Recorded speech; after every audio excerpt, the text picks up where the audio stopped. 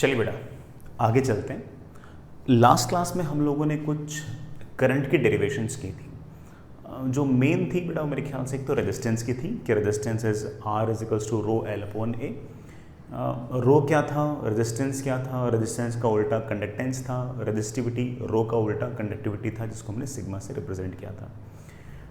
उनमें से जो इम्पोर्टेंट था वो रो और रेजिस्टेंस था, रेजिस्टिविटी और रेजिस्टेंस था।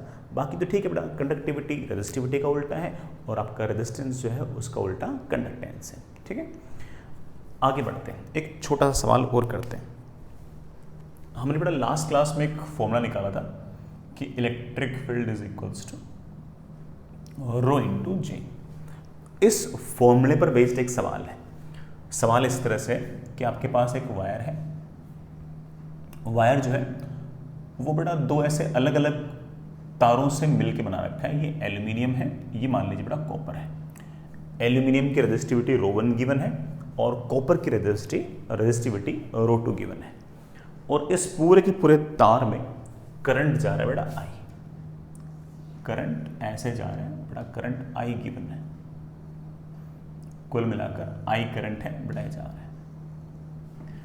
वैसे अगर हर जगह बेटा रेजिस्टिविटी अगर सेम होती तो ठीक है बेटा, अलग कहानी थी। लेकिन यहाँ पर अलग मीडियम है, यहाँ मीडियम अलग है। इस कारण से इस इंटरफेस पर कुछ ना कुछ चार्ज इकट्ठा हो जाएगा, कुछ ना कुछ चार्ज इकट्ठा हो जाएगा इस इंटरफेस पर। हमें ये चार्ज निकालना है कि आखिर ये कितना चार्ज यहाँ पर इकट्ठा होगा। सवाल लिखिए बेटा, find charge at interface. Interface पर कितना चार्ज इकट्ठा हुआ बेटा वो निकालना है। चलिए बेटा निकालते हैं, सोचते हैं कि बेटा क्या क्या कारण रह सकता है। जैसे जो क्रॉस सेक्शन है, मैं बेटा इसका सॉल्यूशन कर रहा हूँ। थोड़ा डिफरेंट टाइप ऑफ सवाल तो है बेटा, बट सुनिएगा अच्छा लगेगा आपको। मान लीजिए कि बेटा आपके पास ये इंटरफेस है और यहाँ पर कोई ना कोई चार्ज है। मैं एक बार बेटा पॉजिटिव मान लूँ, एक ही बात है बेटा, कोई फर्क नहीं पड़ता। ये बेटा मैंने ऐसे प्लस क्यू चार्ज मान लिया और यहाँ मैंने एक छोटी सी ऐसे गॉसियन सरफेस ली, ऐसे एक छोटी सी गॉसियन सरफेस। इस गॉसियन सरफेस में यहाँ पर एरिया ए बेटा, यहाँ भी एरिया ए। ठीक है, इस पूरे रीजन में इलेक्ट्रिक फील्ड है ऐसे, तो ऑफकोर्स बेटा करंट है ऐसे, तो इलेक्ट्रिक फील्ड भी है ऐसे। यहां पर इलेक्ट्रिक फील्ड विल बी लेट से बेटा E1। ठीक है, इसी तरह से बेटा यहां पर कोई ना कोई इलेक्ट्रिक फील्ड होगी E2। सर यहां पर इलेक्ट्रिक फील्ड डिफरेंट कैसे, वो बेटा उल्टा लिखते हैं। यहां पर रो 1 है तो यहां पर इलेक्ट्रिक फील्ड E1 लिखते हैं और यहाँ पर इलेक्ट्रिक फील्ड E2 लिखते हैं। सर यहाँ इलेक्ट्रिक फील्ड और यहाँ इलेक्ट्रिक फील्ड अलग अलग क्यों? क्योंकि बेटा यहाँ पर मीडियम अलग है, यहाँ पर मीडियम अलग है, रो अलग अलग तो इलेक्ट्रिक फील्ड भी अलग अलग। जे तो हर जगह सेम है क्योंकि करंट हर जगह सेम है, क्रॉस सेक्शनल एरिया सेम है, तो ऑफकोर्स जे तो सेम है। और अगर यहाँ पर रो और यहाँ पर रो अलग तो ऑफकोर्स इलेक्ट्रिक फील्ड भी तो अलग। तो बेटा चलिए इस पूरी गॉसियन सरफेस पे, इस बड़ा गॉसियन सरफेस पे हम फ्लक्स निकालते हैं बाय डेफिनेशन। बड़ा by definition flux is integration of E dot ds। देखना ये जो सरफेस है इसमें से कोई फ्लक्स नहीं गुजरेगा, इस सरफेस में से कोई फ्लक्स नहीं गुजरेगा। फ्लक्स सिर्फ और सिर्फ यहां से गुजरेगा। यहां से फ्लक्स बाहर जा रहा है तो हम बड़े आराम से लिख सकते हैं कि E2 इंटू ए। यहाँ फ्लक्स एंटर कर रहे हैं इसलिए -E1 इंटू ए। बाहर जाने वाले फ्लक्स को बड़ा हम बाई कन्वेंशन हम आपको सिखा चुके हैं इलेक्ट्रोस्टैटिक्स में, पॉजिटिव लिखते हैं और अंदर आने वाले इलेक्ट्रिक फ्लक्स को हम नेगेटिव लिखते हैं। इससे कुल मिलाकर मेरे पास फ्लक्स की वैल्यू आ गई है E2 -E1 इंटू ए। E2, इस E2 को बड़े आराम से लिख सकता हूँ। इस E2 को लिख सकता हूँ यहाँ पर करंट डेंसिटी इंटू रो। बड़ा करंट डेंसिटी है current per unit cross sectional area into rho. बेटा इस तरफ रो कितना है, इस तरफ आप बोल सकते हो दैट इज रो 2 माइनस इस इलेक्ट्रिक फील्ड E1 को मैं लिख सकता हूँ बड़ा ऑफ कोर्स रो इंटू जे। यहाँ बड़ा रो की वैल्यू तो रो 1 है, रही बात बेटा जे की वैल्यू, यहाँ पर भी करंट डेंसिटी बेटा of course current upon cross sectional area. I think बेटा this is E2 minus E1, इसको A से मल्टीप्लाई किया, हमारे पास I तो बेटा बाहर आ गया and that comes out with ρ2 minus ρ1। This is my equation number 1। ये हमारा इलेक्ट्रिक फ्लक्स है उस अरेंजमेंट पे। And the same flux can be written by Gauss law, that is of course charge inside upon epsilon naught. इस Gaussian surface के अंदर कौन सा चार्ज है? ऑफ कोर्स यही चार्ज है, बाकी तो आपका सारा सारा जो वायर है बेटा वो न्यूट्रल ही होता है, ठीक है। तो आप कह सकते हो कि this is my equation number 2। Same flux हम दो स्टाइल से निकाल चुके हैं, एक बार बाय डेफिनेशन, एक बार बाय गाउस लॉ। जैसे बेटा मैंने इक्वेशन 1 को और इक्वेशन 2 को इक्वेट किया, चार्ज की वैल्यू आ गई बेटा, कितनी वैल्यू आ गई? I epsilon naught ρ2 minus ρ1। ये बड़ा आपका चार्ज है, ये आपका चार्ज है। जरूरी नहीं कि बेटा ये चार्ज पॉजिटिव हो, ये इस बात पर डिपेंड करता है कि ρ2 बड़ा है या ρ1 बड़ा है। अगर मान लीजिए ρ2 बड़ा है और ρ1 छोटा है तो ऑफ कोर्स बेटा ये पॉजिटिव आएगा। अगर ρ2 छोटा है और ρ1 बड़ा है तो बेटा आपका ये नेगेटिव आएगा। तो ये पॉजिटिव आ सकता है, नेगेटिव आ सकता है, बेटा वो तो डिपेंड करता है ρ1 और ρ2 की वैल्यूज पर। तो ये थोड़ा सा मुझे ऐसा लगा कि सवाल ऐसा था जो थोड़ा डिफरेंट था, मतलब इस तरह का सवाल बेटा कभी न कभी आप फेस कर सकते हो, कभी न कभी बेटा आ सकता है इस तरह का सवाल। चलिए बाकी अपने बेटा मेन मुद्दे पे आते हैं, जो हमारा एक्चुअल मुद्दा था उस पे आते हैं। सुनिएगा, हमारे पास जो एक्चुअल फॉर्मूला था जिसके इर्द गिर्द हम सारी की सारी कहानी बुनने वाले थे बेटा, वो रेजिस्टेंस और रेजिस्टिविटी का था। And the formula was like this, resistance is equals to rho L upon A. R है आपका रेजिस्टेंस, रो है आपकी रेजिस्टिविटी, एल बेटा जिस तरफ करंट जा रहा है उस तरफ length, it is length along current. ये ए है बेटा क्रॉस सेक्शनल एरिया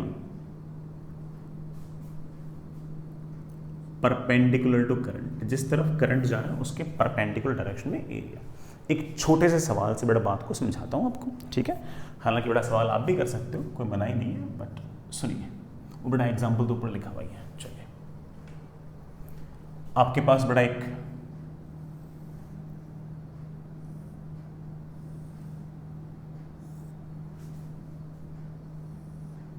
इस तरह का अरेंजमेंट है।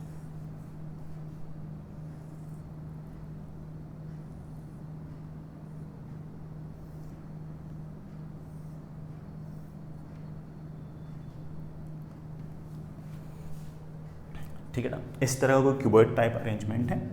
पूरा का पूरा एक होमोजीनियस मीडियम है बेटा इसके अंदर, पूरा का पूरा एक होमोजीनियस मीडियम है इसके अंदर, जिसकी रेजिस्टिविटी रो है, इसकी लेंथ L है बेटा, इसकी विड्थ W है और इसकी हाइट बेटा H। ये बेटा आपके पास इस तरह से पूरा का पूरा एक क्यूबॉइड है और आपको इसका रेजिस्टेंस निकालना है, इसका रेजिस्टेंस निकालना है। अगर मैं सिर्फ इतना कहूं कि इसका रेजिस्टेंस निकालना है तो ये सवाल अधूरा है। मुझे बताना पड़ेगा कि यार रेजिस्टेंस किस एंड से किस एंड पे निकालना है। सर किस एंड से किस एंड पे निकालना है, इस बात का मतलब क्या हुआ बेटा? इसका मतलब ये हुआ कि जैसे ये वाला जो फेस है ना, इसको बेटा मान लो कि मैंने बैटरी के हायर वोल्टेज पे लगा दिया और इस फेस को मान लीजिए कि मैंने बैटरी के लोअर पोटेंशियल में लगा दिया।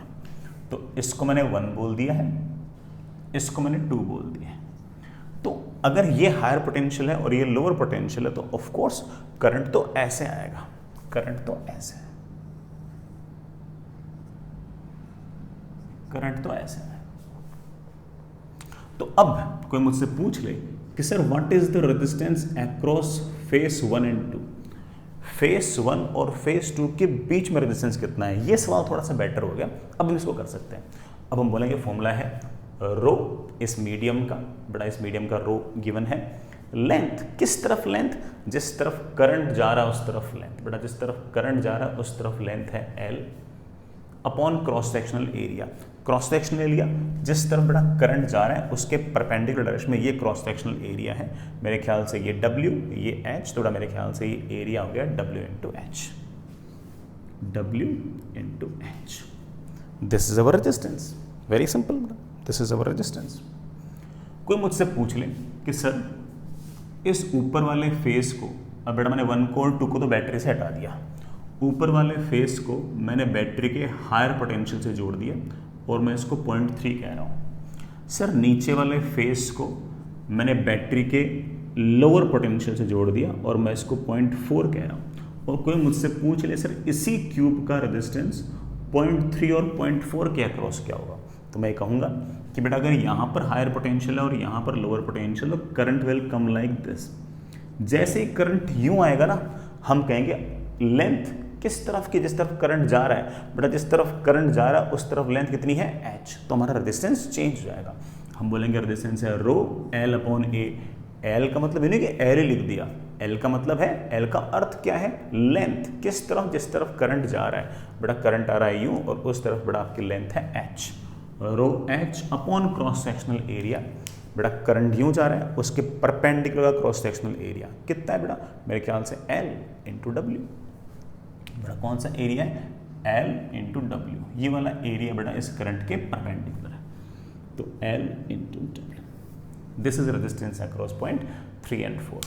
तो ऐसे अलग अलग पॉइंट्स पर बेटा इस तरह से अलग अलग रेजिस्टेंसेज आ सकते हैं, कोई बहुत ऐसे बड़ा टास्क है नहीं है ना। आई होप दैट्स ओके। ये बड़ा बात आपको समझ में आ गई होगी कि किसी क्यूब का रेजिस्टेंस इस बात पर डिपेंड करता है कि हमने बेटा किन किन पॉइंट्स के अक्रॉस हम लोगों को रेजिस्टेंस निकालना है। चलिए बेटा अगला काम, एक और सवाल सुनना बेटा। सवाल ये बेटा, ये आपके पास एक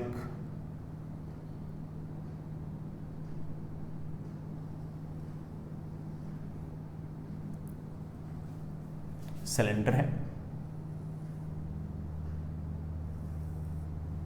उसमें ऐसे कैविटी है,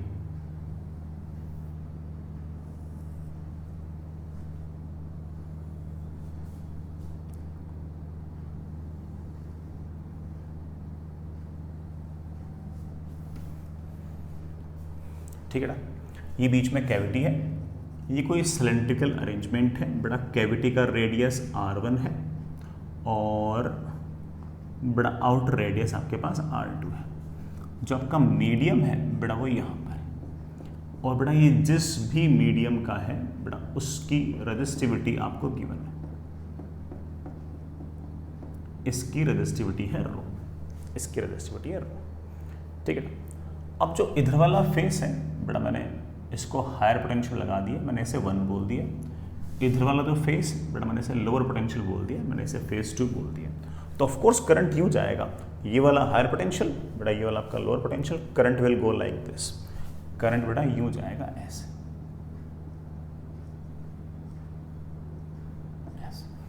इधर वाला फेस हायर पोटेंशियल, इधर वाला फेस लोअर पोटेंशियल। मेरा सवाल आपसे यह है कि what is the resistance across face 1 and 2। बेटा फेस 1 और 2 के बीच में रेजिस्टेंस कितना है निकाल लेंगे, वही कहानी बेटा, करंट जा रहा है ऐसे पूरे रास्ते, क्रॉस सेक्शनल एरिया हम जानते हैं कि सेम ही है, हम लिख सकते हैं, हाँ बेटा गिवन क्या है, ये लेंथ बेटा आपको गिवन है, ये लेंथ गिवन है बेटा, तभी सवाल कर पाओगे।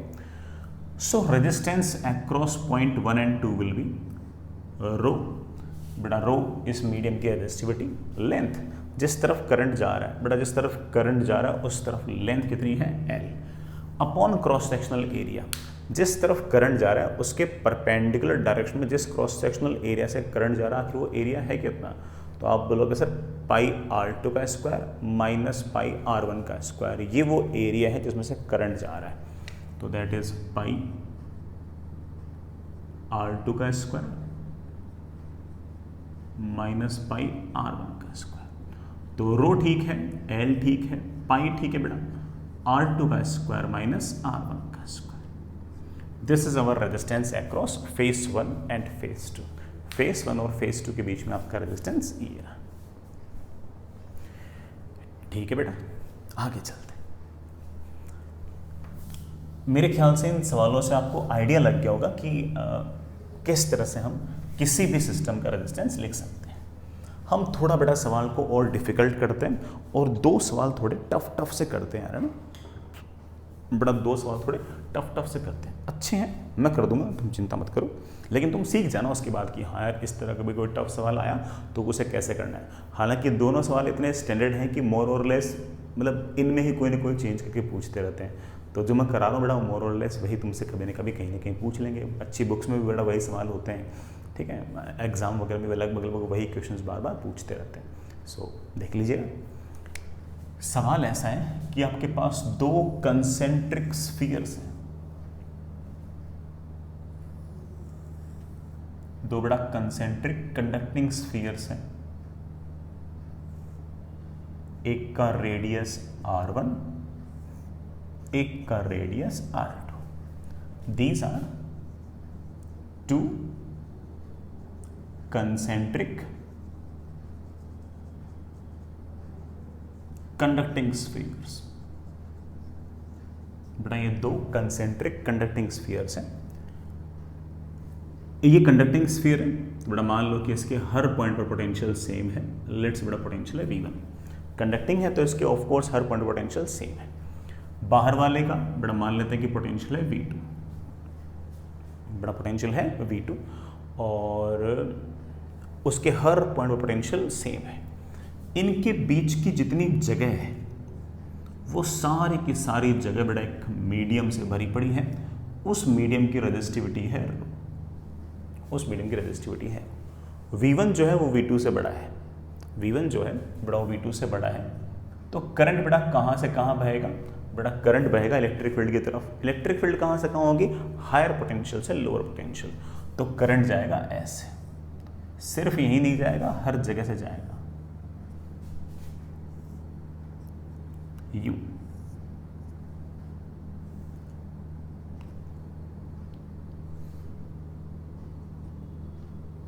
करंट जाएगा बेटा ऐसे बाहर की तरफ,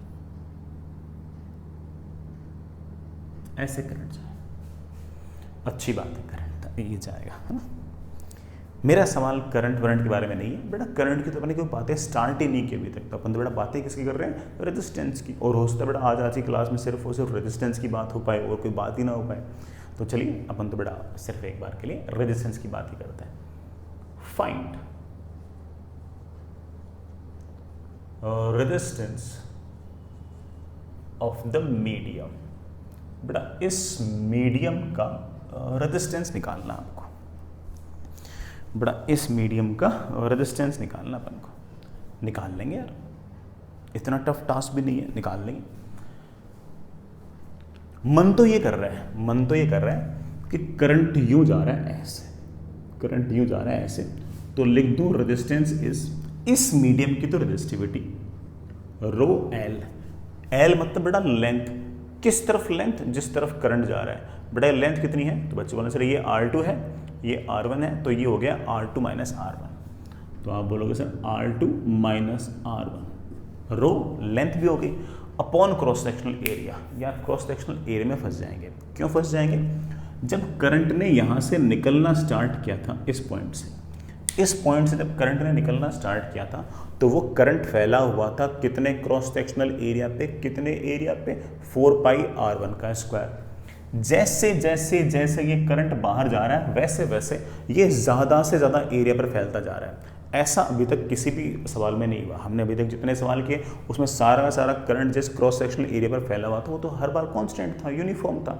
लेकिन अब ऐसा हो रहा है कि जब भी छोटे वाले स्फीयर से बाहर वाले स्फीयर की तरफ अगर करंट जा रहा है तो पहले एरिया कम था और फिर वो वही करंट लगातार ज़्यादा एरिया पर फैलता जा रहा है। तो दिक्कत ये आ गई कि एरिया कौन सा लिखूँ। एरिया लिखने में मैं फंस गया। एरिया कौन सा लिखूँ? 4 पाई R1 का स्क्वायर लिखूँ या 4 पाई R2 का स्क्वायर लिखूँ? फंस गया बेटा। इसका मतलब ऐसे नहीं होगा, इस तरीके से और गलत हो गया। सर अब तक आंसर क्यों आ रहे थे? बेटा अब तक आंसर इसलिए आ रहे थे क्योंकि हर जगह आपकी जो क्या कहते हैं बेटा रेजिस्टिविटी थी वो तो सेम ही थी। हर जगह बेटा आपका क्रॉस सेक्शनल एरिया भी सेम था, तो हमने सीधा रो एल अपॉन ए लिख दिया। आज फंस गया अपन, कोई बात नहीं, कोई ना कोई रास्ता निकाल लेंगे और वो रास्ता हम आगे के लिए हमेशा याद रखेंगे, हमेशा याद रखेंगे। ठीक है, चलिए बेटा अब एक काम कीजिए, सेंटर से x डिस्टेंस दूर जाइए और x डिस्टेंस दूर जाकर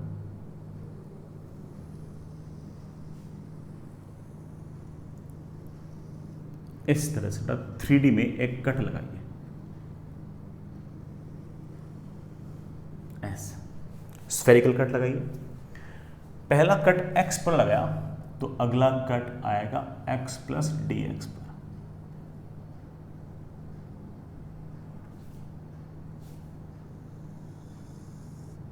अगला कट आएगा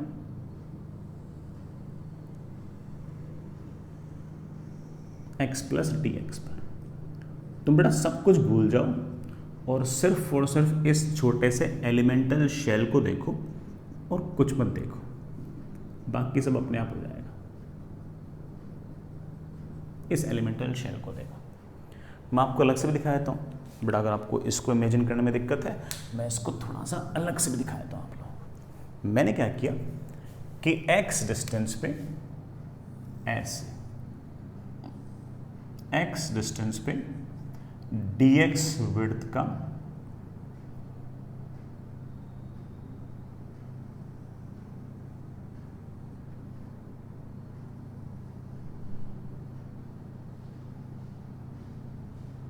ऐसे शेल लिया,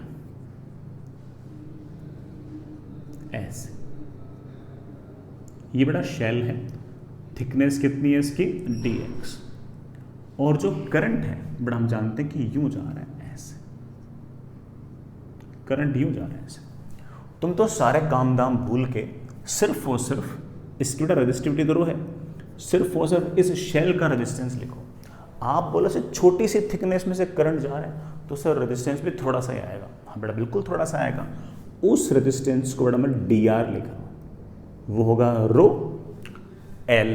l मतलब जिस तरफ करंट जा रहा है उस तरफ लेंथ, जिस तरफ करंट जा रहा है उस तरफ लेंथ। बेटा इसकी छोटी सी लेंथ है, बेटा कितनी लेंथ है dx अपॉन एरिया, वो एरिया जिस पर करंट फैला हुआ है। तो मेरे बच्चे बोलेंगे सर करंट फैला हुआ है कितने एरिया पे, 4πx स्क्वायर पे। बच्चे कहीं कंफ्यूज तो नहीं हो रहे कि सर 4πx स्क्वायर लिखूं या 4πx प्लस dx का स्क्वायर लिखूं। तो मैं यही तो कह रहा हूं आपको कि dx इतना छोटा है कि चाहे 4πx स्क्वायर लिखो चाहे 4πx प्लस dx का स्क्वायर लिखो, एक ही बात। इसलिए तो हमने जानबूझ के छोटा सा एलिमेंट लिया कि हमें इस तरह की बहस ना करनी पड़े कि इतने एरिया पर करंट फैला हुआ है या इतने एरिया पर करंट फैला हुआ है। तो हम बड़े आराम से लिख सकते हैं कि रो l upon area, area is of course 4πx square. लेकिन ज़्यादा खुश होने की ज़रूरत नहीं है, आपने सिर्फ और सिर्फ इस एलिमेंटल शेल का रेजिस्टेंस निकाला है। यहाँ पर एक शेल ऐसे होगा, फिर ऐसे होगा, फिर ऐसे होगा, फिर ऐसे होगा, फिर ऐसे होगा, फिर ऐसे होगा, फिर ऐसे होगा, फिर ऐसे होगा, फिर ऐसे होगा। ऐसे इनफाइनाइट नंबर ऑफ शेल्स होंगे, उन सब में रेजिस्टेंस निकाल लो और जोड़ दो। जोड़ना मतलब बेटा क्या, इंटीग्रेशन। अगर आपको नेट रेजिस्टेंस निकालना है तो बेटा छोटे छोटे रेजिस्टेंस निकाल लीजिए और उन सबको जोड़ दीजिए। बेटा जोड़ तो दें, लेकिन इस x को कहाँ से कहाँ तक वेरी करोगे तब बेटा जाके ऐसा काम बनेगा। तो आप बोलोगे सर शुरुआत में सबसे पहला शेल यहाँ पर आएगा जिसके लिए x की वैल्यू होगी r1, यहाँ पर x की वैल्यू होगी r2। तो हम इंटीग्रेट करेंगे बेटा कहाँ से कहाँ तक, r1 से r2। बेटा हमारे पास आ गया that is rho upon 4π dx upon X square का इंटीग्रेशन -1 अपॉन x। बेटा कहाँ से कहाँ तक, r1 से r2। हमारे पास आ गया दैट इज रो अपॉन 4π क्या बेटा -1 अपॉन r2 -1 अपॉन r1। ले बेटा हमारा आंसर आ गया। हमारे पास रेजिस्टेंस की वैल्यू आ गई रो अपॉन 4π r1 r2 और बेटा ऊपर बेटा मेरे ख्याल से आ गया है r2 माइनस r1। ले बेटा ये आपका रेजिस्टेंस आ गया। अच्छा सा आंसर है बेटा, बढ़िया आंसर है। लेकिन ऐसा कोई स्टैंडर्ड रिजल्ट नहीं कि याद कर लो, बस दिमाग में सेट होना चाहिए कि कल को अगर इस तरह से कोई एक शेल हुआ, फिर कोई दूसरा शेल हुआ, और उसके बीच में अगर बड़ा कोई मीडियम हुआ जिसकी रेजिस्टिविटी रो है और करंट अगर यूँ बाहर जा रहा होगा, तो हम बड़े आराम से इस तरह से रेजिस्टेंस लिख सकते हैं एलिमेंट्स ले लुआ के।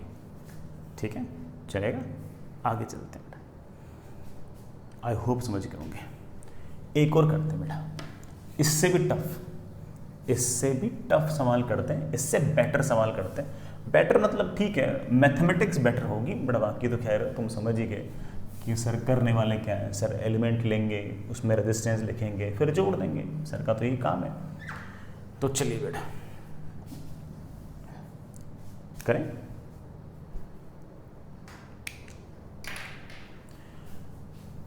चलो बच्चों एक और करते हैं। आपके पास ये सर्कुलर क्रॉस सेक्शन, ये बड़ा फिर स्ट्रेट लाइन टाइप है, ऐसे ऐसे।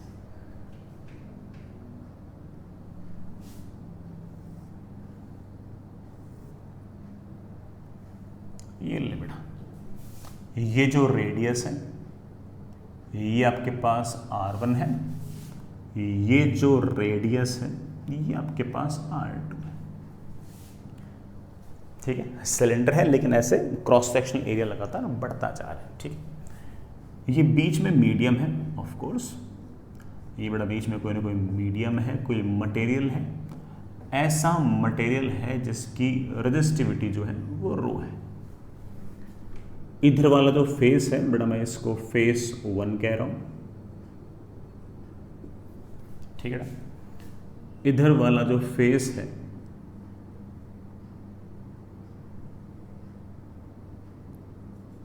इसे मैं फेस 2 कह रहा हूं। सवाल बेटा वही है कि फेस 1 और फेस 2 के बीच में रेजिस्टेंस निकालो। फेस 1 और फेस 2 के बीच में ये जो लेंथ है बेटा, ये आपके पास L है, कैपिटल L लिख लो बेटा इसको, ये कैपिटल है। Find resistance between face 1 and 2। बेटा फेस 1 और फेस 2 के बीच का रेजिस्टेंस आपको निकालना है। निकाल लेंगे, बिल्कुल निकाल लेंगे, कोई दिक्कत ही नहीं है। बस हम इस बार समझ गए कि दिक्कत वही है जो पिछले वाले सवाल में थी। भाई फेस 1 और फेस 2 के बीच में अगर रेजिस्टेंस निकालना है तो पहले एक काम करो, फेस 1 और फेस 2 को बड़ा बैटरी से जोड़ो। यहाँ मान लो हायर पोटेंशियल, यहाँ मान लो लोअर पोटेंशियल, तो करंट आपका आएगा ऐसे, करंट आएगा ऐसे। लेकिन आप इस बात को फील कर पाए हो, भाई हमारा मन क्या करता है, हमारा मन तो करता है कि रेजिस्टेंस को ऐसे लिख दें कि R = rho L upon A। और रो तो ठीक है, जिस तरफ करंट जा रहा उस तरफ लेंथ कितनी है, कैपिटल L। दिक्कत तो किस में है, क्रॉस सेक्शनल एरिया में है, क्योंकि वही करंट जब यहाँ से जाना स्टार्ट हुआ तो वो πr1 के स्क्वायर एरिया पे जा रहा था। वही करंट जैसे जैसे आगे चलता गया बेटा, वैसे वैसे लगातार वो ज़्यादा एरिया पर फैलता गया। जैसे जैसे वो ज़्यादा एरिया पर फैलता गया वैसे वैसे ऑफ कोर्स हम इस बात को तो समझ गए कि हम नीचे एरिया तो लिख ही नहीं पा रहे हैं, और अगर नीचे एरिया नहीं लिख पा रहे हैं इट मीन्स दैट सीधा रो L अपॉन A लगाने से तो आंसर नहीं आएगा, सीधा तो नहीं आएगा। तो सर फिर कैसे आएगा, डिस्कस करते हैं इस बात को। वैसे आएगा बेटा जैसे पहले आया था, है ना। हम क्या करेंगे, सुनना बेटा, यहां से x डिस्टेंस पे जाएंगे, हम x डिस्टेंस पे जाएंगे और ऐसे कट लगाएंगे। ये जो रेडियस है बेटा, ये स्मॉल r मान लेते हैं, पता नहीं बेटा कितनी है, निकाल लेंगे। फिर अगला कट लगाएंगे हम x + dx पे। पहला कट x पे, दूसरा कट x + dx पे। सर ये क्या बनी है, वैसे तो मुझे लगता है कि मेरे बच्चों को समझ में आ गया कि एक एलिमेंट्री डिस्क बनी है बेटा, एलिमेंट्री डिस्क। फिर बेटा आपको ना समझ में आया मैं दिखा देता हूं। यहां से x डिस्टेंस दूर आपने बेटा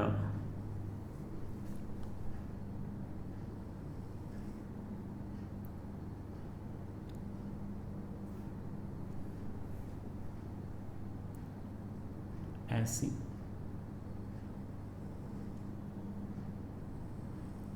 ये ले बेटा, ये डिस्क,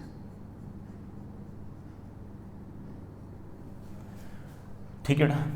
इसकी थिकनेस कितनी है, dx, इसमें से करंट जा रहा है ऐसे I, इसका रेडियस बेटा, इसका रेडियस मैंने एक बार लिख दिया स्मॉल r, ठीक है। काश मैं इस एलिमेंट्री डिस्क का रेजिस्टेंस बता पाऊं बेटा, this is your elementary disc. इस एलिमेंट्री डिस्क का रेजिस्टेंस छोटा सा आएगा क्योंकि इसके थिकनेस है छोटी सी, और वो होगी इस डिस्क की रेजिस्टिविटी रो। लेंथ बेटा, इसकी लेंथ मतलब जिस तरफ करंट जा रहा है उस तरफ लेंथ, बेटा ये लेंथ कितनी है dx अपॉन एरिया। बेटा डिस्क का एरिया तो pi R square, pi R square. अब इंपॉर्टेंट चीज़ तो सिर्फ और सिर्फ ये r लिखना है। अगर ये r आ गया तो सब हो जाएगा। तो r के लिए बेटा ज्योमेट्री लगा दो, आ जाएगा मेरे ख्याल से आंसर। बेटा r लिखना हो तो एक काम करो, यहाँ से एक परपेंडिकुलर खींच दो, लेट्स से बेटा ये वाला एंगल थीटा, ये जो लेंथ है बेटा ये आ गई है r माइनस r1, ये जो लेंथ है बेटा ये मेरे ख्याल से आ गई r2 माइनस r1। या तो ऐसे बोल दो बेटा कि ये छोटा वाला ट्रायंगल और ये बड़ा वाला ट्रायंगल सिमिलर है, या तो ऐसे बोल दो, या ऐसे बोल दो कि tan theta is perpendicular upon base, the same tan theta is perpendicular upon base. दोनों से बड़ा सेम इक्वेशन आएगी। तो आप कह सकते हो इस केस में कि क्या कह सकते हो बेटा, tan theta is perpendicular that is r minus r1 upon base. बेटा यहां से तक की दूरी, बेटा यहां से तक दूरी कितनी है x, should be equal to perpendicular that is r2 minus r1 upon base. बेटा बेस कितना है, बेटा स्मॉल r की वैल्यू आ गई है। बेटा स्मॉल r की वैल्यू कितनी आ गई है, capital R1 plus R2 minus R1 upon L into x. ये बेटा आपका R आ गया। सिमिलर ट्रायंगल की प्रॉपर्टी यूज करते तब भी आंसर बेटा एग्जैक्टली ही आता।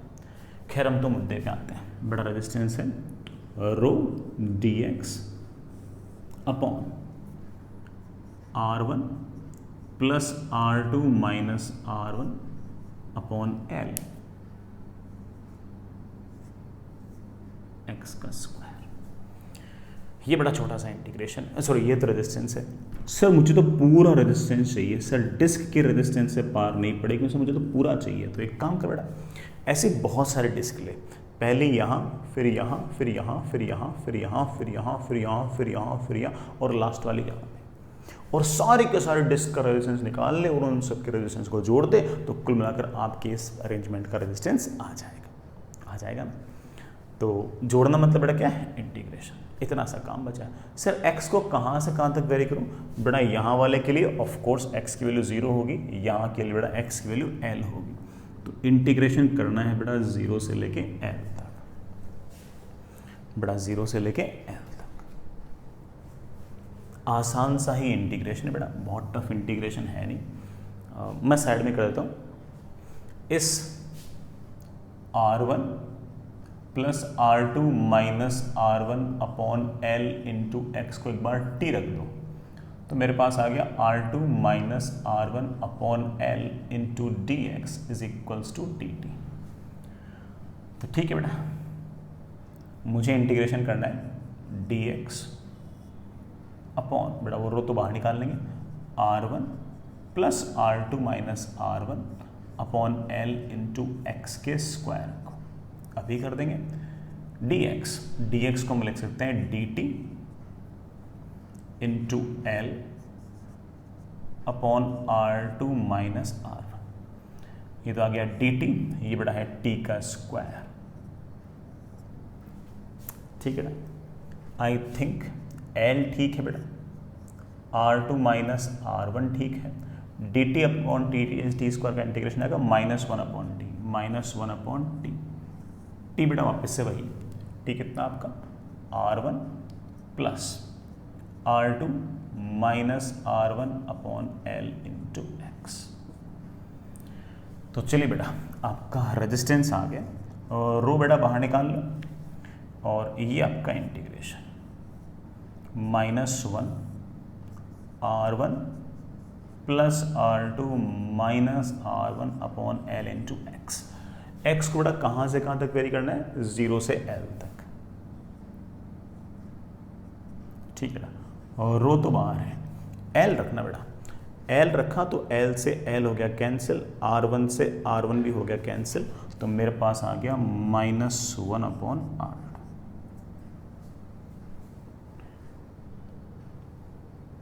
ठीक है ना, आगे चलिए बेटा।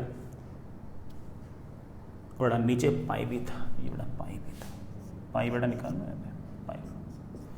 अब बड़ा एक बार 0 रखना, 0 रखा तो बड़ा ये वाली टर्म गायब हो गई, ये वाली टर्म गायब होगी तो सिर्फ और सिर्फ -1 बना, बड़ा माइनस माइनस क्या हो गया? प्लस। ले बेटा, आंसर हो गया है rho upon pi R1 R2, और ऊपर बड़ा क्या आ गया? और बड़ा ऊपर मेरे ख्याल से आ गया है R2 माइनस R। ये आंसर आ गया आपका।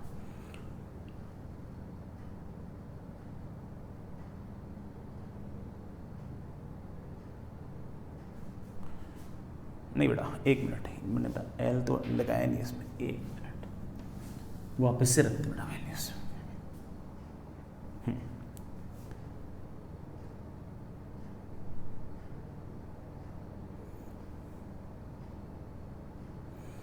बड़ा एक L भी बड़ा यहाँ पे था, अच्छा L था,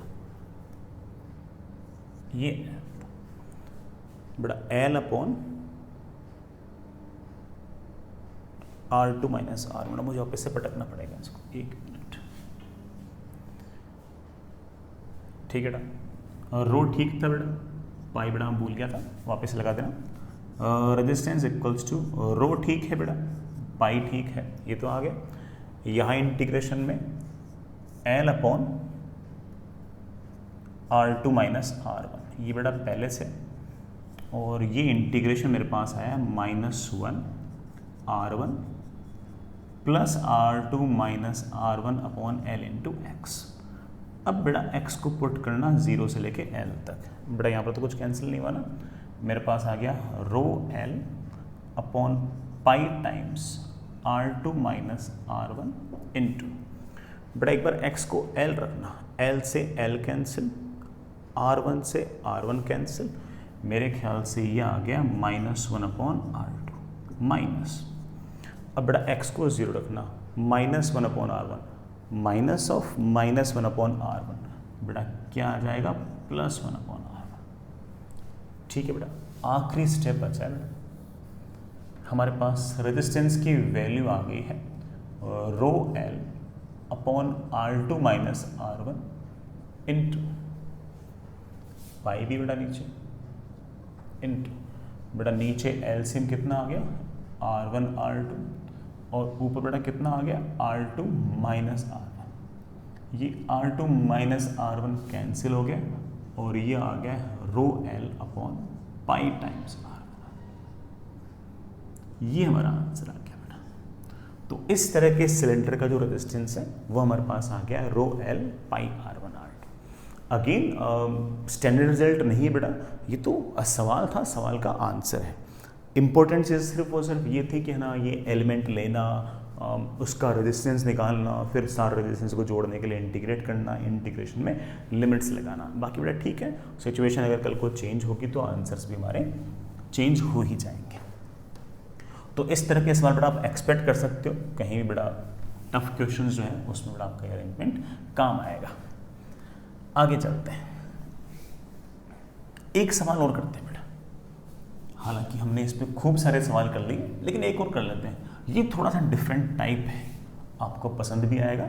सुनिएगा सुनिएगा, आपके पास इस तरह का अरेंजमेंट है बेटा कि ये एक रॉड है, यूनिफॉर्म क्रॉस सेक्शनल एरिया की।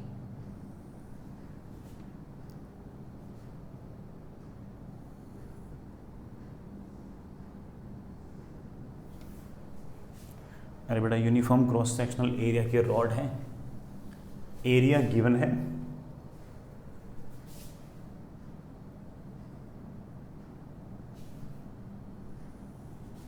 इस तरह से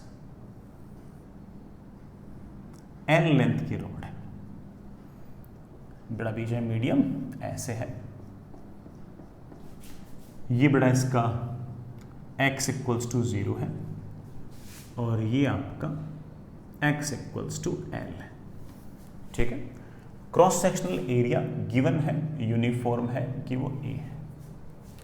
इसमें बस पंगा ये है कि इसकी रेजिस्टिविटी जो है ना वो है rho is equals to rho naught E raise to power x by L, E raise to power x by L. इस बात का अर्थ समझने में मैं क्या कहना चाह रहा हूँ, मैं कहना चाह रहा हूँ कि हर x की वैल्यू के लिए रेजिस्टिविटी सेम नहीं है, बल्कि जैसे जैसे जैसे आगे होगा वैसे वैसे लगातार x बढ़ेगा और x बढ़ेगा तो रेजिस्टिविटी बढ़ेगी इस सवाल के अंदर।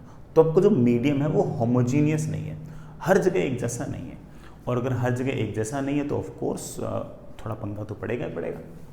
मैं इधर वाले फेस को बड़ा फेस 1 कह रहा हूँ, इधर वाले बड़ा फेस को मैं फेस 2 कह रहा हूँ।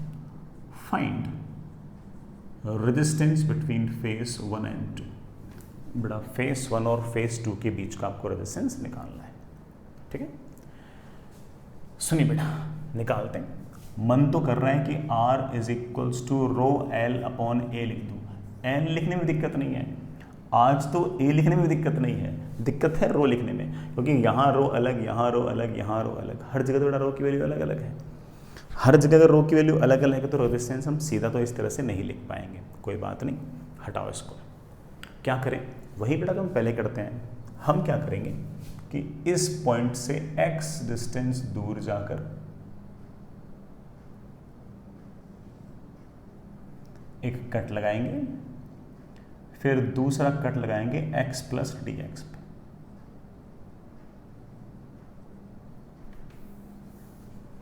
और आप इस बात को देख पा रहे होंगे कि ये अपने आप में आपके पास एक ऐसे एलिमेंट्री डिस्क टाइप है, इस तरह से, जिसका क्रॉस सेक्शनल एरिया गिवन है, करंट यूं जा रहा है, इस पर रेजिस्टिविटी हम बड़े आराम से लेते हैं rho naught E raise to power X by L. हम ऐसे बोल सकते हैं कि x डिस्टेंस दूर, यहाँ पर रेजिस्टिविटी तो इतनी होगी, और ये dx इतना छोटा है, ये थिकनेस इतनी छोटी है कि हम मान सकते हैं कि यहाँ यहाँ यहाँ यहाँ हर जगह रेजिस्टिविटी सेम है। हम हर जगह बराबर नहीं मान सकते, हम छोटे से एलिमेंट पर हर जगह सेम मान सकते हैं, ठीक। काश मैं इसका रेजिस्टेंस लिख पाऊँ। बच्चे बोले थे छोटी सी थिकनेस है, रेजिस्टेंस आएगा छोटा सा। रो, बेटा रो की वैल्यू है यहाँ पर rho naught E raise to power X by L. Rho L, L मतलब जिस तरफ करंट जा रहा उस तरफ लेंथ, कितनी लेंथ बेटा D X. Rho L upon A, इसका क्रॉस सेक्शनल एरिया कितना है, क्रॉस सेक्शनल एरिया ए। ये आगे बेटा इसका रेजिस्टेंस। सर मुझे तो पूरा रेजिस्टेंस निकालना है यहाँ से यहाँ तक। बेटा ऐसे बहुत सारे डिस्क लेता रहे लेता रहे लेता रहे लेता रहे, उन सब का रेजिस्टेंस निकाल ले और जोड़ ले। जोड़ना obviously means integration. So integration says में कि रो नोट बाहर, ए बाहर, integration of E raise to power X by L into D X. The value of X varies from 0 to L. बेटा रो नोट ठीक, A ठीक। बेटा ई raise to power X upon L का integration क्या आएगा, इसका integration आएगा E raise to power X upon L divide by 1 upon L. बेटा एल ऊपर आ जाएगा, एक्स की बेटा वैल्यू कहाँ से कहाँ तक वेरी करनी है, 0 से एल तक। तो हमारे पास आसान सा आंसर आ गया, resistance is equals to rho naught L upon A. बेटा एक्स जगह एल रखना, e raise to power 1, e raise to power 1 is of course e, minus x को 0 रखना, e raise to power 0, e raise to power 0 is 1। तो हमारे पास answer आ गया rho naught L upon A e minus 1। ये हमारा answer है। ई की वैल्यू मैं आपको पहले भी एक बार बता चुका हूँ, ई बेटा 2.7 के आसपास होता है, तो आप ऐसे वैल्यूज़ में आंसर निकालना चाहो, वैल्यूज़ में भी आंसर छोड़ सकते हो। आप इसको ऐसे ले सकते हो 2.7 माइनस 1 बेटा कितना 1.7 आ जाएगा, है ना। तो आप इस तरह से आंसर छोड़ सकते हो। तो कभी कभी मान लीजिए बेटा रो भी अगर वेरी कर रहा होगा तो आप सवाल बड़े आराम से इस तरह से कर सकते हो। अगेन ऐसा सवाल बेटा आपको शीट में डीबीपी में कहीं ना कहीं मिलता ही रहेगा। आगे चलते हैं बेटा, काफ़ी देर से हम सिर्फ और सिर्फ रेजिस्टेंस की ही बातें कर रहे हैं। चलिए बेटा अब वापस से हमारे मुद्दे पे आते हैं। काफ़ी देर से बेटा सिर्फ और सिर्फ रेजिस्टेंस की बातें चल रही थी, वापस बेटा अपने मुद्दे पे आते हैं। नेक्स्ट इज बेटा हमने जो ओम्स लॉ देखा था वो वापस से देखते हैं। ओम्स लॉ क्या कहता है? सबसे पहली बात तो किसी भी रेजिस्टेंस को हम डायग्रामेटिकली ऐसे दिखाएंगे। कोई भी रेजिस्टेंस होगा उसको हम डायग्रामेटिकली ऐसे दिखाएंगे और उसका रेजिस्टेंस उसके साथ लिख देंगे ऐसे। 5 ओम है तो बड़ा 5 ओम, 10 ओम है तो 10 ओम, जो भी है उसके साथ लिख देंगे। तो डायग्राम में जब भी आप रेजिस्टेंस दिखाओ तो सिर्फ और सिर्फ बड़ा ऐसे एक डायग्राम बना दिया, रेजिस्टेंस बना रखा है, ठीक है। हमारा ओम्स लॉ ये कहता है कि अगर यहाँ का पोटेंशियल V1 है और यहाँ का पोटेंशियल V2 है तो current always flows from higher potential to lower potential. V1 अगर बड़ा है और V2 अगर छोटा है, V1 अगर बड़ा है और V2 अगर छोटा है तो current will flow from V1 to V2। और अगर मान लो V2 बड़ा होता और V1 छोटा होता तो current would have flown from V2 to V1। It depends on कि कौन सा बड़ा है। ये बड़ा आपका करंट, ठीक है बेटा। इस करंट की जो वैल्यू आएगी बेटा वो हमेशा आएगी हमारे ओम्स लॉ के हिसाब से पोटेंशियल डिफरेंस अपॉन रेजिस्टेंस। इन दोनों पॉइंट के जो पोटेंशियल डिफरेंस है कितना, of course that is higher minus lower. Higher कौन सा बेटा? V1 minus V2 upon R। तो मैंने आपको सिर्फ और सिर्फ यहाँ पर दो ही बातें बताई बेटा। पहले ये कि current will flow from higher potential to lower potential in a resistance, और दूसरी बात बेटा क्या कि current is directly proportional to the potential difference, या फिर current is potential difference upon resistance. इनसे हमारा काम बन जाएगा। मैं फिर से लिखता हूँ बेटा, जिस भी एलिमेंट में रेजिस्टेंस होगा उसको और हम रजिस्टर बोल सकते हैं। क्या बोल सकते हैं? रजिस्टर। तो सुनना बेटा इस बात को, करंट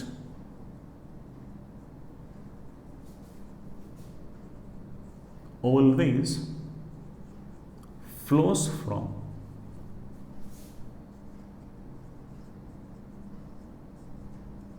higher potential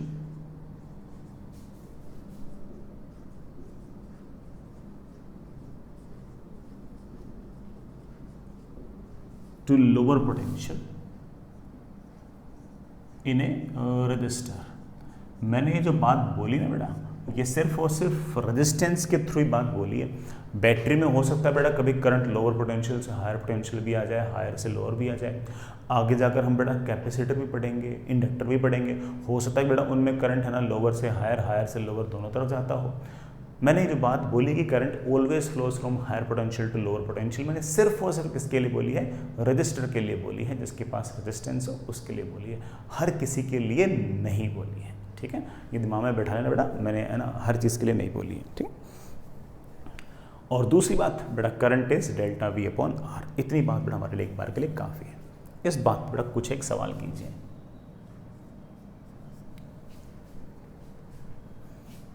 पहला सवाल बेटा, आपके पास ये रजिस्टर, ये रेजिस्टेंस है बेटा आपके पास 2 ओम, ये वाला पोटेंशियल है 0 वोल्ट बेटा, ये वाला पोटेंशियल है -10 वोल्ट बेटा। बताओ करंट कितना आएगा? दूसरा सवाल बेटा,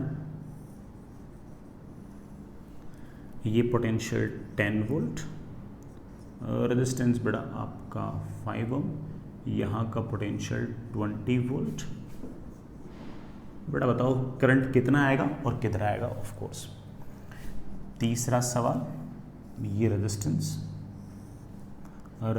है बेटा आपका 3 ओम, ये बेटा आपका 5 वोल्ट, करंट है ऐसे और करंट की वैल्यू है 5 एम्पियर।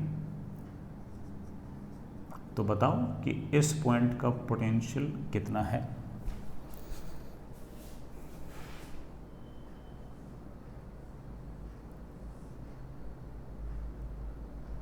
ये रेजिस्टेंस है 5 ओम, करंट है U 6 एम्पियर, यहाँ का पोटेंशियल मुझे पता नहीं है, यहाँ का पोटेंशियल है 50 वोल्ट। ये पोटेंशियल निकालना है। चलिए बेटा, इतने सारे सवाल पूछ रखे मैंने आपसे, बड़ा सबके जवाब देते जाइए। सिंपल बेटा ओम्स लॉ पे सवाल पूछे मैंने, है ना, और कोई बात मैंने पूछी नहीं है, और कोई हमने आपसे बात पूछी ही नहीं है ना। करिए बेटा।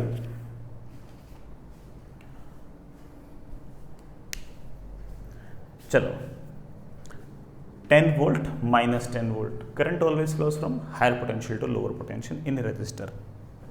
ये रजिस्टर है, 0 बड़ा है माइनस 10 छोटा है, तो of course current will flow from higher potential to lower potential. ऐसे the value of current will be potential difference, बड़ा potential difference is always higher minus lower, 0 minus minus 10 upon resistance, बड़ा resistance is 2, I think बड़ा current comes out to be 5 ampere, बड़ा 5 ampere current है।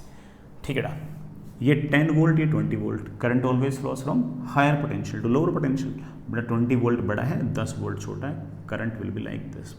The value of current will be potential difference, बड़ा potential difference is of course 20 minus 10 upon the resistance is 5, I think बड़ा that comes out to be 2 ampere. current is flowing like this, it obviously means that कि this is higher potential, this is lower potential। पक्की बात है कि यहाँ का potential 5 volt से तो कम ही आएगा। ठीक है, कैसे? Current is 5 ampere, that is higher potential minus lower potential. Sir decide कैसे किया आपने कि ये वाला हायर है? करंट यूँ आ रहा है तो ऑफकोर्स ये हाई ये low, that is 5 minus V, 5 minus V upon resistance, बड़ा रेजिस्टेंस इज 3, तो बड़ा मेरे पास आ गया 5 minus V is equals to 15। तो वी बेटा कितना माइनस 20 आ गया, नो सॉरी माइनस 10 आ गया।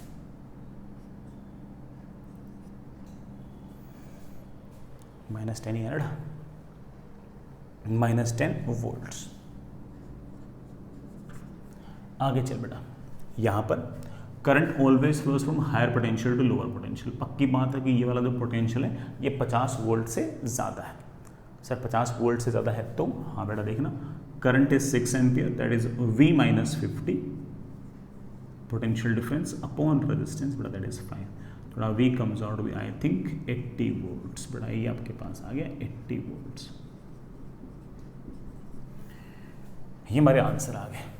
सारे के सारे सवाल करते करते हो सकता है बेटा आपने एक चीज़ को ऑब्जर्व किया हो कि करंट की तरफ जाओगे तो IR पोटेंशियल घटेगा। देखो I इंटू आर कितना है 30, तो करंट की तरफ जाओगे तो पोटेंशियल 30 घटेगा, यहाँ 80 तो यहाँ 50, यहाँ पर x तो यहाँ पर x माइनस 30, यहाँ पर पोटेंशियल मान लो बेटा अगर मान लो 100 तो यहाँ पर 70, और करंट के अपोजिट जाओगे तो बढ़ेगा, कितना बढ़ेगा IR, यहाँ 50 तो यहाँ 80, यहाँ 80 तो यहाँ पर 110, यहाँ पर x तो यहाँ पर x प्लस 30।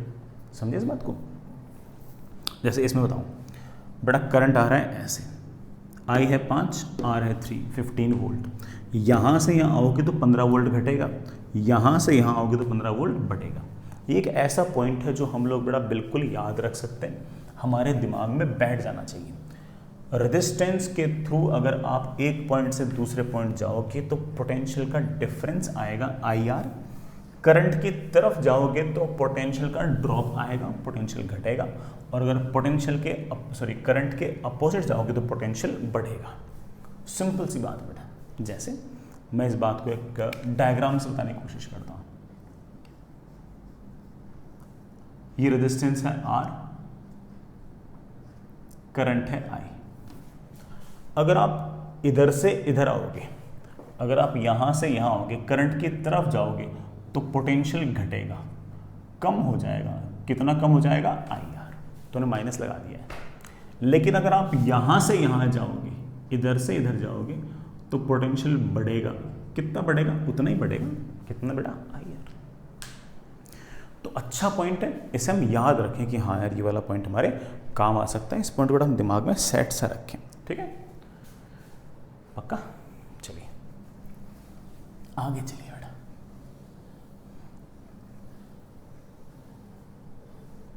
आगे चलिए बेटा। वैसे तो हम देख चुके हैं कि बेटा रेजिस्टेंस जो है वो लेंथ पर, क्रॉस सेक्शनल एरिया पर कैसे कैसे डिपेंड करती है, लेकिन हमें एक दो बातें और देखनी पड़ेंगी।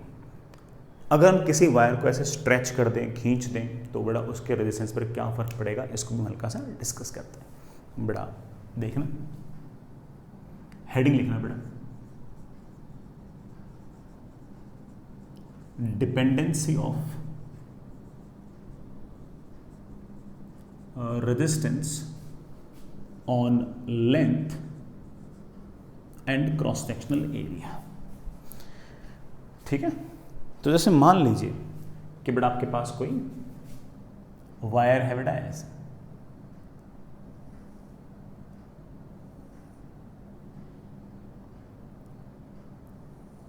कोई वायर है ऐसे, रेजिस्टिविटी रो है बेटा, लेंथ एल है, क्रॉस सेक्शनल एरिया ए है, तो रेजिस्टेंस आएगा रो एल अपॉन ए।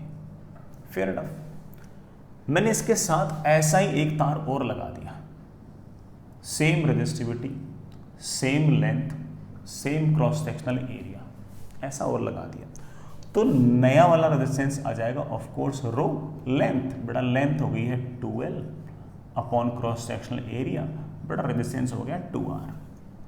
लेंथ है डबल, तो ऑफ कोर्स रेजिस्टेंस हो गया डबल। बाकी सब चीजें सेम है, क्रॉस सेक्शनल एरिया सेम है, रो सेम है, तो लेंथ दुगनी तो बेटा रेजिस्टेंस दुगना। अगर एक 10 सेंटीमीटर का वायर है, उसका रेजिस्टेंस R है, वैसा ही वायर, वैसा ही क्रॉस सेक्शनल एरिया अगर मान लो 50 सेंटीमीटर का हुआ, तो उसका रेजिस्टेंस R नहीं होगा, उसका रेजिस्टेंस बेटा 5R होगा, है कि नहीं। तो ये बात तुम समझ गए, तो बहुत ही ऑब्वियस बात थी। लेकिन मान लो बेटा कि कभी आपने ना लेंथ बढ़ाई, लेकिन आपने उस वायर को ऐसे खींच के लेंथ बढ़ाई, तो उस केस में क्या होगा, सोच लेते हैं कौन सा बहुत बड़ा टास्क है। बेटा मान लीजिए कि आपके पास ये वायर,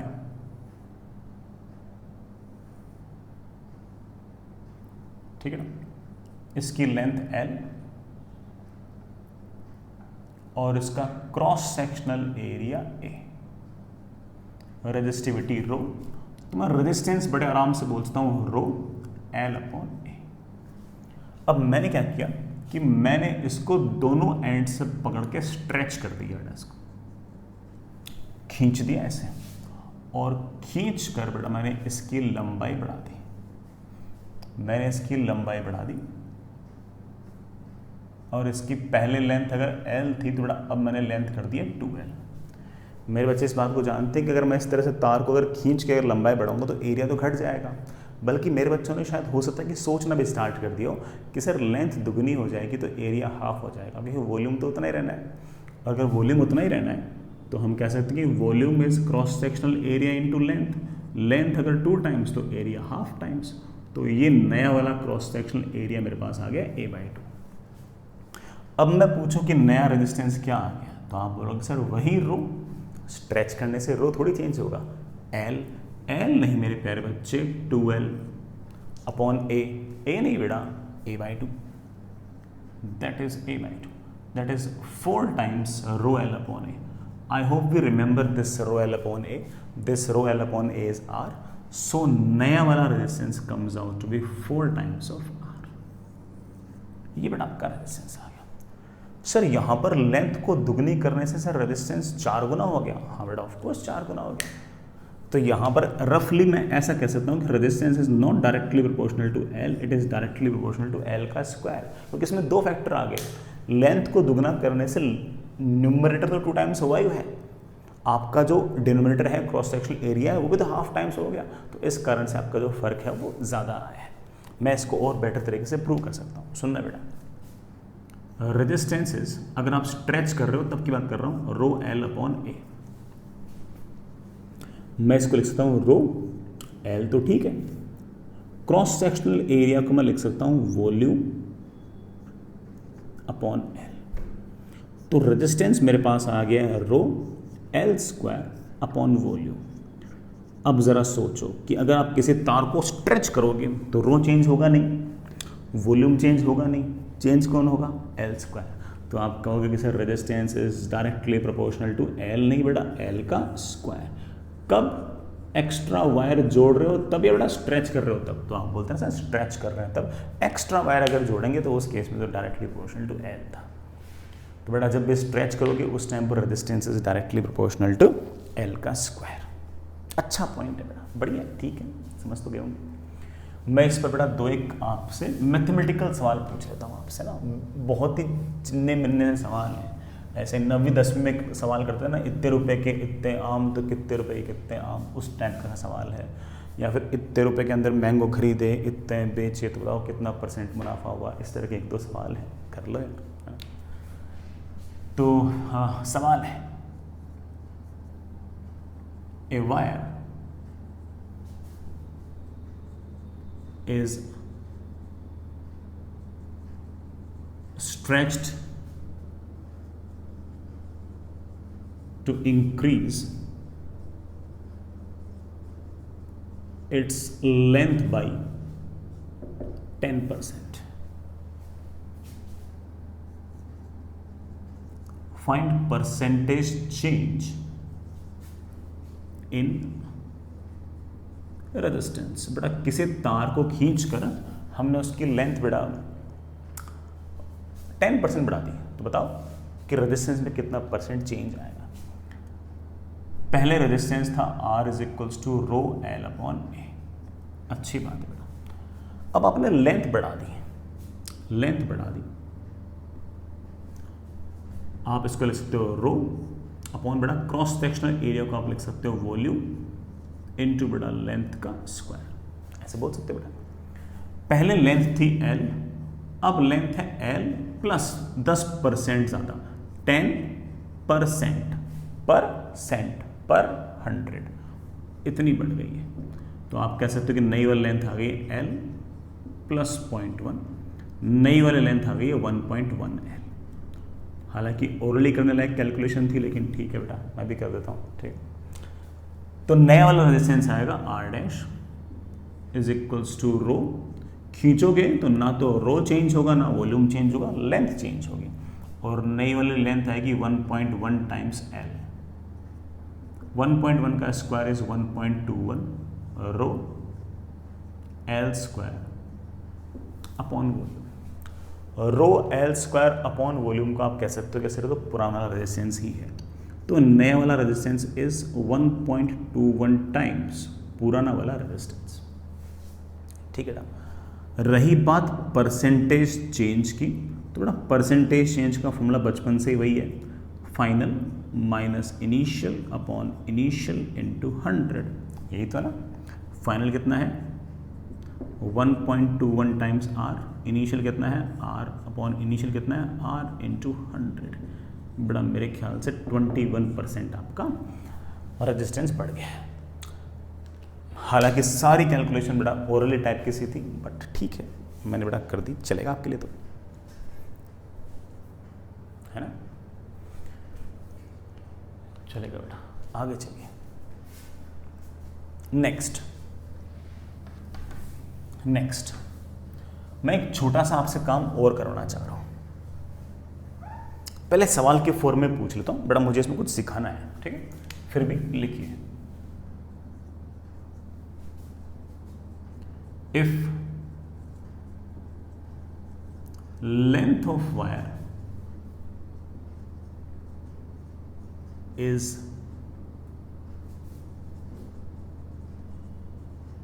stretched by 1%,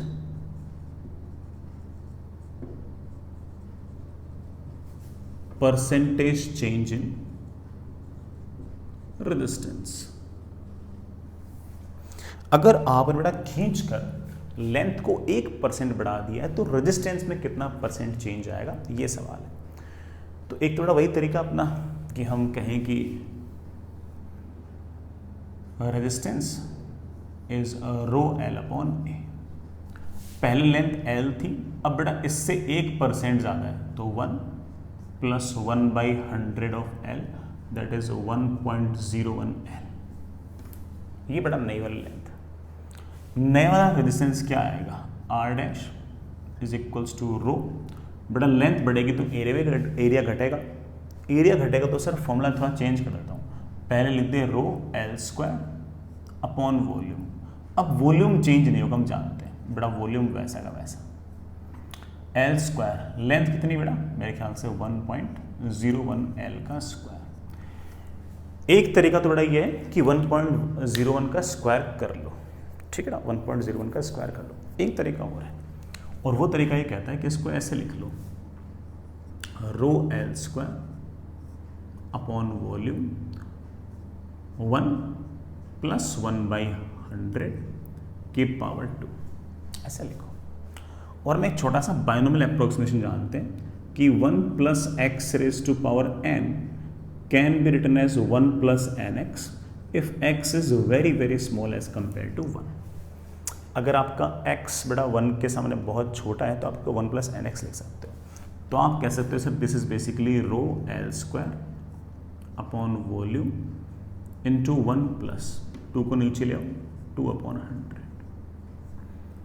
तो नया वाला रेजिस्टेंस आ गया, ये बड़ा कब पुराना वाला रेजिस्टेंस इंटू 1 + 2/100। सर मुझे तो परसेंटेज चेंज निकालना था बेटा, परसेंटेज चेंज आएगा final minus initial upon initial into 100 are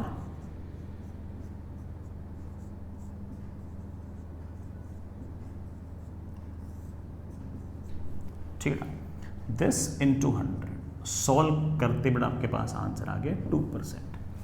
अगर आपने 1.01 का स्क्वायर करके भी अगर सॉल्व किया होता ना तो बेटा 2 पॉइंट समथिंग आता, 2 पॉइंट थोड़ा सा। हम काफ़ी इतना बड़ा आंसर के नज़दीक पहुंच गए। तो जब भी परसेंटेज चेंज वगैरह छोटे हो तो उस केस के अंदर बेटा आप इस तरह से भी अरेंजमेंट कर सकते हो, ठीक है। मैं यहाँ पर एक तरह से कैलकुलेशन आपको और करके दिखाता हूँ, आपको बड़ा हल्के से कैलकुलेशन और करके दिखाता हूँ, लेकिन ये कैलकुलेशन तभी काम देगी जब बड़ा परसेंटेज चेंज बहुत ही छोटे हो। तो बाइनोमियल अप्रोक्सीमेशन तो है ही है, बड़ा एक तरीका और है, ये वाला तरीका बेटा यहाँ पर स्मॉल परसेंटेज चेंज में भी काम आएगा, और तो और बेटा कभी मान लो कि एरर वगैरह पढ़ेंगे तब भी बेटा मोर और लेस इसी तरह के फॉर्मूले हमारे काम आएंगे। सुनना, हमने कहा कि resistance is equals to rho L upon A, जिसको मैंने जानबूझ के एल स्क्वायर अपॉन वॉल्यूम लिखा, क्योंकि स्ट्रेच करने से वॉल्यूम चेंज नहीं होता, इसलिए जानबूझ के ऐसे लिखा। इस पूरे एक्सप्रेशन का लॉग ले लो, तो मेरे पास आ गया log of R is log of rho plus 2 times log of L minus log of volume. बेटा मैंने इसमें कुछ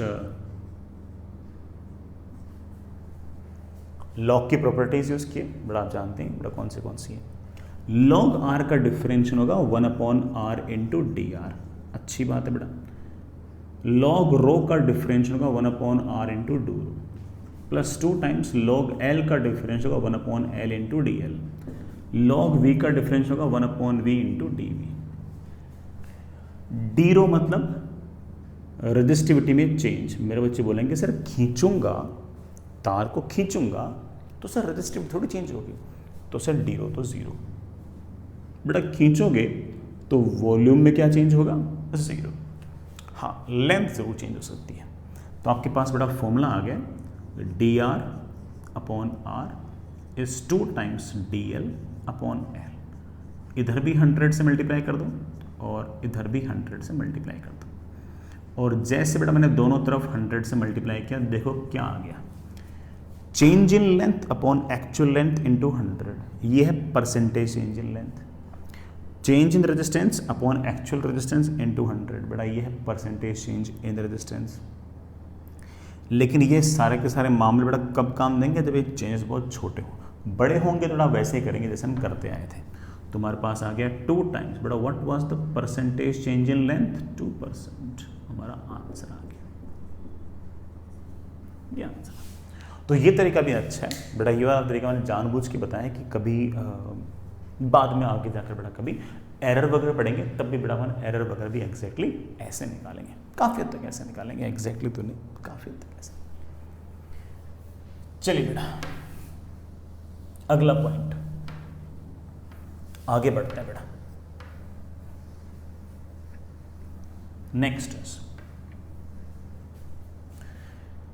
dependency of resistance on temperature. Temperature पर रेजिस्टेंस कैसे डिपेंड करता है देखते हैं। उसके पीछे का लॉजिक बेटा मैं लास्ट क्लास में बता चुका हूं।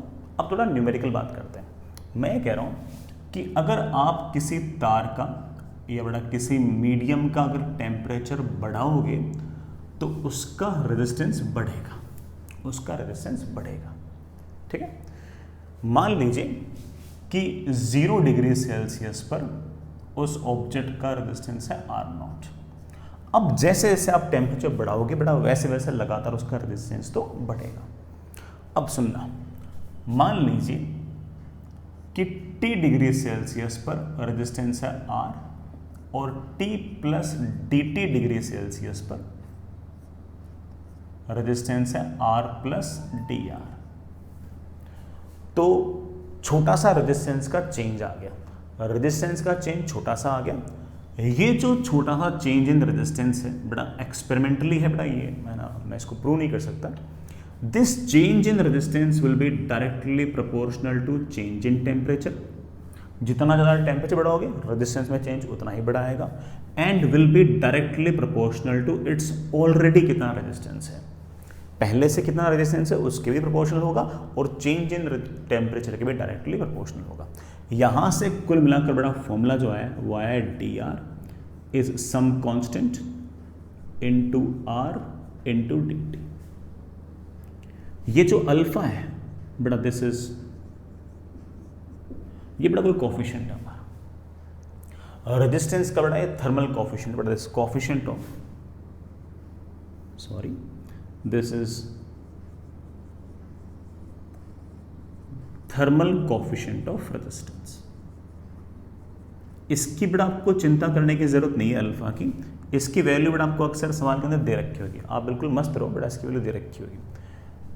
ओम से ओम कैंसिल हो जाएगा, अल्फा की यूनिट आएगी 1 डिग्री सेल्सियस या बड़ा 1 केल्विन, बड़ा 1 डिग्री सेल्सियस या बड़ा 1 केल्विन बड़ा इसकी यूनिट आएगी।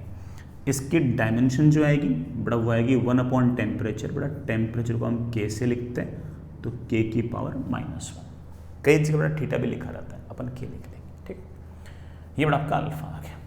अब बड़ा एक चीज़ देखना, मैं यहाँ से dr/r को लिख सकता हूँ alpha into D T, integrate integrate.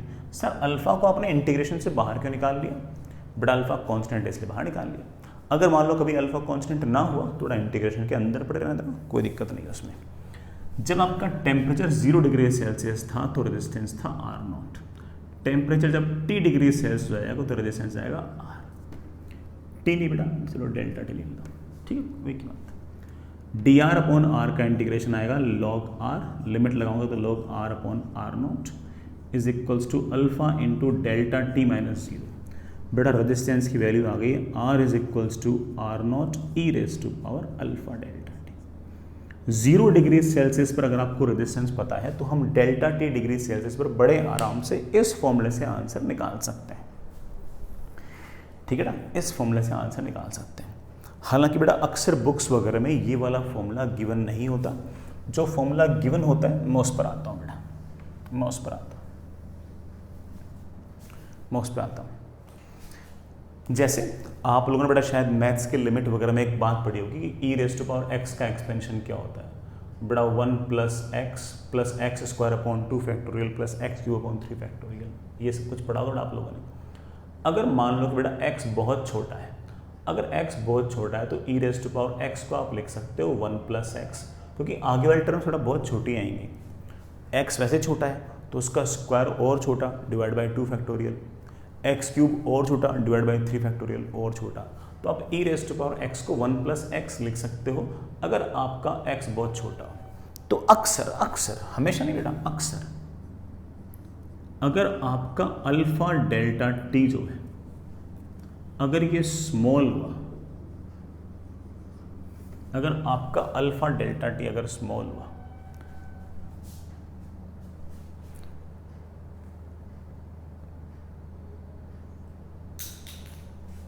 अगर बेटा आपका अल्फा डेल्टा टी स्मॉल हुआ तब आप कह सकते हो कि resistance is simply R naught 1 plus बेटा ई raise to power alpha delta T can write as 1 plus alpha delta T. अक्सर बुक्स में बेटा ये वाला फॉर्मूला गिवन होता है और इसी फॉर्मूला से बच्चे काम चलाते हैं, ठीक है, ये फॉर्मूला गिवन होता है। मैं आपसे पूछूं कितना रेजिस्टेंस बढ़ गया, तो आप बोलो सर बढ़ गया है कितना, आर माइनस आर नॉट, जिसकी वैल्यू है R not alpha delta T. इतना रेजिस्टेंस आपका बढ़ गया। I hope that's okay. ये बड़ा इतना रेजिस्टेंस आपका बढ़ गया। तो ये कहानी है बेटा, है ना। अक्सर बुक्स में बेटा बच्चे ये वाला फॉर्मूला, ये वाले फॉर्मूले याद करते हैं। अक्सर बेटा बच्चे ये वाला फॉर्मूला याद नहीं करते। ये वाला फॉर्मूला सिर्फ कब वैलिड है, जब बेटा आपका अल्फा डेल्टा टी की वैल्यू ठीक ठाक हो, बेटा उसी केस में वैलिड है, अदरवाइज बेटा वैलिड नहीं है, ठीक है। इतनी सी बात याद रखनी है बेटा, अपन से बड़े आराम से इसके सवाल बन जाएंगे, हमें कोई दिक्कत ही नहीं आएगी, ठीक है। एक सवाल, जैसे मान लीजिए कि किसी वायर का 0 डिग्री सेल्सियस पर रेजिस्टेंस है 20 ओम। इस वायर का बेटा थर्मल कोफिशिएंट ऑफ रेजिस्टेंस मुझे दे रखा है 10⁻⁻⁴ पर degree Celsius. Find resistance at 20 degree Celsius. बेटा 20 डिग्री सेल्सियस पर कितना रेजिस्टेंस होगा, निकालते हैं। एक बार बेटा अल्फा डेल्टा टी निकालो। अल्फा डेल्टा टी आ गया, अल्फा है 10⁻⁻⁴ पर डिग्री सेल्सियस। डेल्टा टी बेटा 0 डिग्री सेल्सियस से 20 डिग्री सेल्सियस, डिग्री सेल्सियस से degree Celsius cancel, that is 2 × 10⁻⁻3। क्या बेटा ये अल्फा डेल्टा टी बहुत छोटा है? हाँ भाई 1 के सामने बहुत छोटा है, ठीक है ना। अगर बहुत छोटा है और अगर बहुत छोटा है तो ये वाला फॉर्मूला बड़े आराम से काम दे जाएगा। नया वाला रेजिस्टेंस आएगा पुराना वाला resistance into 1 plus alpha delta T. पुराना वाला रेजिस्टेंस है 20 ओम इंटू 1 प्लस 2 × 10⁻⁻3, बेटा दैट इज 20 ओम प्लस बेटा कितना आ गया 40 × 10⁻⁻3, बेटा दैट इज 20 प्लस 4 × 10⁻⁻2, बेटा दैट इज 20.04 ohms, 20.04 ohms। ये बेटा आपका रेजिस्टेंस है। कोई मुझसे अगर चेंज इन रेजिस्टेंस पूछेगा तो 0.04 ओम बोल दूंगा, परसेंटेज चेंज पूछेगा तो of course change upon initial into 100 लिख दूंगा। तो वो सारे के सारे सवालों का जवाब हम बड़े आराम से इस तरह से लिख सकते हैं। वो बड़ा कोई टास्क ही नहीं है, वो तो बड़ा सब ऐसे फालतू बातें हैं। चलिए बेटा एक सवाल और पूछता हूँ, एक सवाल और पूछता हूँ। एक वायर है बेटा 0 डिग्री सेल्सियस पर, उसका रेजिस्टेंस है 20 ओम। उस वायर का थर्मल कोफिशिएंट ऑफ रेजिस्टेंस जो है वो हमें दिया हुआ है 10⁻⁻² पर degree Celsius. Find resistance at 100 degree Celsius. बेटा 100 डिग्री सेल्सियस पर रेजिस्टेंस निकालो, निकालो करो, देखते हैं तुम क्या आंसर निकालते हैं। निकालो, वीडियो बेटा पॉज करना चाहो पॉज कर लो, ट्राई कर लो, आंसर आ जाए वो मुझे दिखा देना और क्या, ठीक है, देख लेंगे। फिर बेटा चेक करना कि मेरा आंसर सही है तुम्हारा आंसर सही है। चलिए नया वाला रेजिस्टेंस आएगा 0 ओम पर resistance into 1 plus alpha. Alpha है 10⁻⁻², डेल्टा टी है बेटा 100, ये बेटा मेरे ख्याल से आ गया 20 × 2, बेटा मेरे ख्याल से रेजिस्टेंस आ गया 40। ये बेटा 40 ओम रेजिस्टेंस है, बिल्कुल गलत है। हम ये वाला फॉर्मूला लगा ही नहीं सकते बेटा, क्योंकि इस बार आपका अल्फा डेल्टा टी बेटा 1 आया है। बेटा क्या ये बहुत छोटा है क्या? नहीं बेटा। क्या ये टेंडिंग टुवर्ड 0 है क्या? नहीं बेटा, बहुत छोटा नहीं, 1 से बहुत छोटा होना चाहिए, 0 के पास होना चाहिए, तब जाके बेटा ये वाला फॉर्मूला लगा सकते हैं। तो सर कौन सा लगाऊं? अब तो बेटा वही फॉर्मूला जो हमारा एक्चुअल था, R is equals to R not E raise to power alpha delta T. Sir मुझे पता कैसे चलेगा कि कब कौन सा लगाना है? अगर आपका अल्फा डेल्टा टी 1 के नज़दीक हो तो ऑफकोर्स ये लगाना है, 0 के नज़दीक हो तो बड़ा ऑफकोर्स ये लगाना है, ये वाला लगाना है। ये तो मैंने आपको शुरुआत में डेरिवेशन के वक्त बता दिया था। तो मेरे पास आ गया आर नॉट मतलब शुरुआती resistance 20 ohm into e raise to power alpha delta T. अल्फा डेल्टा टी बेटा 1 आ रहा है, देख लो बेटा 10 रेस्ट पर -2 और 100, आई थिंक दैट इज 20 ई ओम। बेटा ऐसे आंसर छोड़ नहीं सकते बेटा, ई की वैल्यू लगभग बेटा 2.7 के आसपास होती है। बेटा ये आपका आंसर आ गया 54 ओम्स, रफली बेटा 54 ओम्स। अच्छा खासा अंतर बेटा 40 ओम और 50 ओम में। यही अल्फा डेल्टा टी अगर बहुत छोटा होता तो इस फॉर्मूले से और इस फॉर्मूले से आपका आंसर मोर और लेस सेम ही आता। जितना बड़ा अल्फा डेल्टा टी की वैल्यू बड़ी होगी बेटा फिर इस फॉर्मूले से और इस फॉर्मूले से आंसर में डिफरेंस आना स्टार्ट हो जाएगा, फिर ये सही होगा और ये गलत होगा। तो ध्यान रखना इस बात का बेटा, ठीक है। तो आंसर कम्स आउट 54 ओम्स, ये बेटा आपका आंसर है। आई होप दैट्स ओके। बेटा करंट की शीट, बेटा ग्रेविटेशन वगैरह की शीट आपने बता दी होगी। करंट की बेटा आपके पास शीट आ गई होगी। एक्सरसाइज 1 पार्ट 1 पार्ट 2 बेटा सेक्शन ए तो निपटाओ, फिर बाद में देखते हैं, है ना। अभी थोड़ा और पढ़ाना है इसमें, आप सिर्फ और सिर्फ एक बार के लिए सेक्शन ए करो, आसान सा ही है, फिर अपन और देखते हैं। ठीक, कल मिलते हैं, बाय।